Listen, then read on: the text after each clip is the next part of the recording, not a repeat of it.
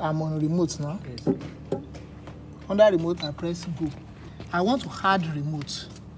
I'll press go on add remote. So what are the functions I want it to do? Trigger. I press trigger.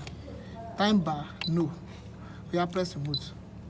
It have assigned already assigned. The two already assigned. Okay, I'll just accept.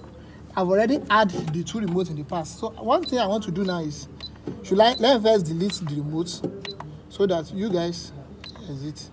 Let me delete those remotes so you guys delete remotes. Delete by ID. Yes. We have press 1. ID 1. Do you want to delete? Yes.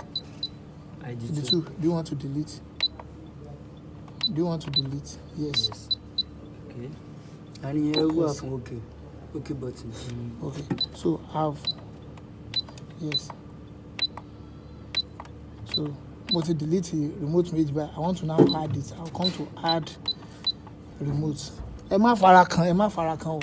Add remote. Listen, don't touch this at all. Accept trigger.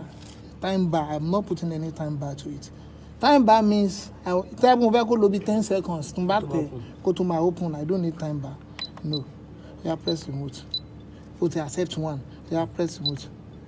Put accept 2. Blue the message by phone trigger. Okay. Success. I will come back.